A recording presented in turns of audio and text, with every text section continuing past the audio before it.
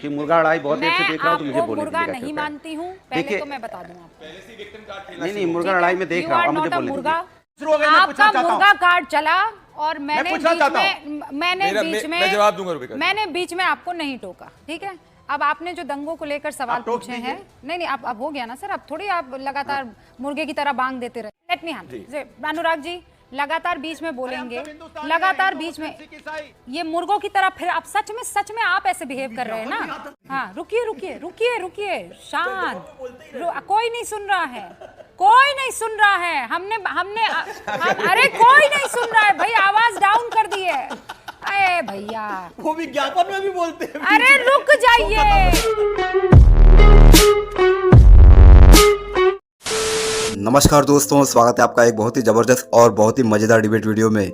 वक्त कानून के विरोध में पश्चिम बंगाल के मुर्शिदाबाद में दोस्तों मुस्लिमों ने बहुत ही विरोध किया, लेकिन उनका विरोध इतना भयंकर था कि उन्होंने सीधा हिंदुओं पर अटैक किया और हिंदू वहां से भागने पर मजबूर हो गए। तो दोस्तों इसी पर यह डिबेट है। डिबेट में आपको दिखेंगे अनुराग भदौरिया। दोस्तों आप अनुराग भदौरिया को सदियों से देख रहे हो, ये वैसे के वैसे ही है, हमेशा आप तो टेप रिकॉर्डर ऑन करते हैं तो बंद करते ही नहीं है। इनको जब भी मौका मिलता है ये अपने वक्त पे बोल देते हैं, लेकिन जब सामने वाले की पारी आती है तो ये चुप होने का नाम ही नहीं लेते और लगातार बकबक करते जाते हैं। तो दोस्तों इसी बात को लेकर जब रूबिका लियाकत ने इसकी क्लास लगाई है दोस्तों, वो देखते ही देखते बहुत मजा आने लगता है।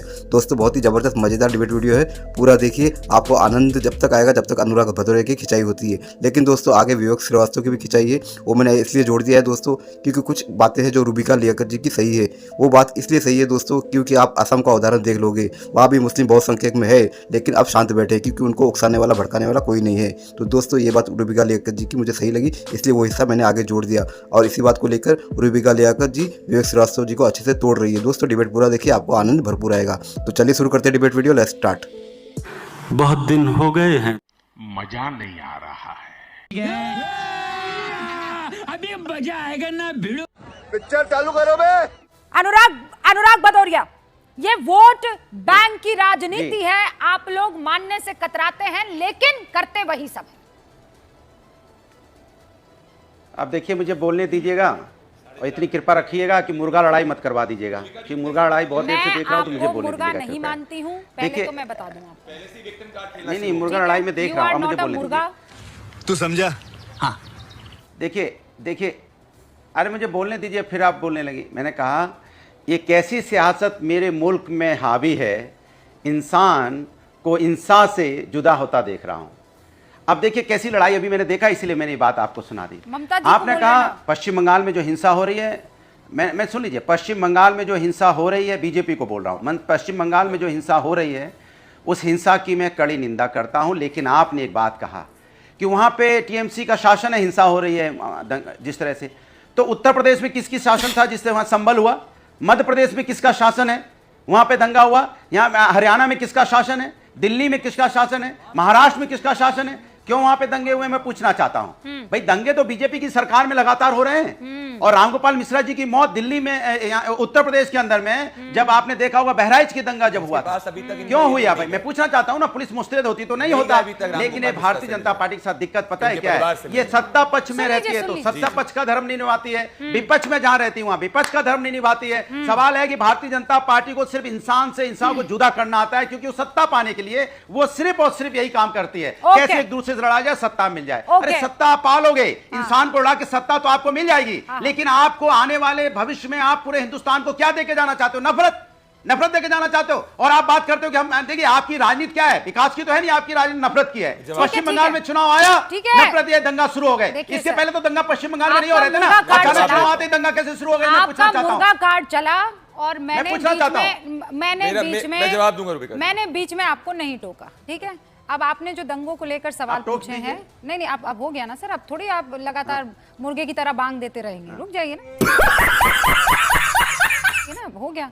प्रदीप जी जवाब दीजिए। रूबिका जी, उनके काम नहीं होते मगर फिर भी वो चलता है, सच की रोशनी में आकर खुद ही फिसल जाता है। और आज ये अनुराग भदौरिया का काम हो रहा है। अरे अनुराग जी, 1.5 मिनट का बोले, 30 सेकंड हम भी बोल लेंगे। आवाज नीचे, अनुराग 30 सेकंड हम भी बोल लेंगे। अनुराग जी ये देखिए, इनका ये हर डिबेट में अनुराग जी का ये अनुराग जी ऐसे नहीं। प्रदीप जी रुक, लेट मी अनुराग जी लगातार बीच में बोलेंगे, लगातार बीच में ये मुर्गों की तरह, फिर आप सच में आप ऐसे बिहेव कर रहे हैं ना।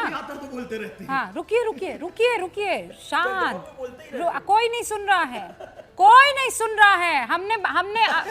अरे कोई नहीं सुन रहा है भाई, आवाज डाउन कर दी है। अरे भैया, वो विज्ञापन में भी बोलते हैं। अरे रुक जाइए, ओह फोन कट गया है कि कोई तार, बस ओके, हाँ बस। अरे फिर बोलने लग गए। अनुराग भाई रुक जाइए ना भैया।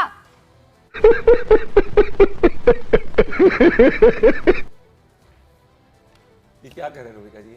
कुछ नहीं करेंगे, मुझे एक और तरीका पता है, इलाज पता है मुझे। हटाइए फ्रेम से अनुराग जी, जब शांत हो जाएं, इत्मीनान से सुनने लगे दूसरों को, तो ले आइएगा, ठीक है? ये कह के कर रही हूं मैं, ओके।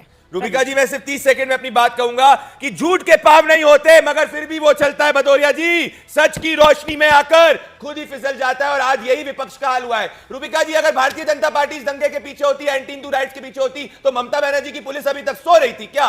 क्या ममता बनर्जी की पुलिस अभी तक नहीं पहुंच पाई थी क्या? दिक्कत यह हो चुकी रूबिका जी की 30 मई 2019 को जब बंगाल का युवा बोलता है जय श्री राम, तो 7 लोगों को ममता की पुलिस गिरफ्तार कर लेती है। जब 5 मई 2019 के अंदर वापस से बंगाल का युवा बोलता है जय श्री राम, उसको गिरफ्तार कर दिया जाता है। जब बंगाल के अंदर 2021 का चुनाव ममता बनर्जी जीत जाती है, 15,000 केसेस उन लोगों के ऊपर होते हैं जिन्होंने भारतीय जनता पार्टी को सपोर्ट किया था, और कलकत्ता हाईकोर्ट कहती है बंगाल के अंदर कानून का शासन नहीं, एक राजा का एक शासक हो चुका है। आज ममता बनर्जी से 10 सेकंड की मैं बात पूछूंगा रूबिका जी, कि आप मुझे बताइए, इतना समय हो गया, क्यों नहीं हरगोविंद दास और चंदन दास के पीड़ित परिवार से वो मिलने गई? उनके पास समय था, उन्होंने इमाम की मीटिंग तो कल भी कर सकती थी, परसों भी चल सकती थी। मानवता ये होती है पीड़ित से पहले मिला जाए। मैसेज एक इंपॉर्टेंट चीज है। हर्षवर्धन जी, मैं आपके पास आ रही हूँ, 20 सेकंड में अनुराग जी को देना चाहती हूँ। शांति से उन्होंने देखिए अच्छा काम किया है तो रिवॉर्ड देना चाहिए। अच्छा काम ये किया है कि वो ना बोल के उंगली उठाई है, तो मैं एक अच्छी एंकर होने के नाते ये रिवॉर्ड देना चाहती हूँ। 20 second Anurag ji, and then I move on.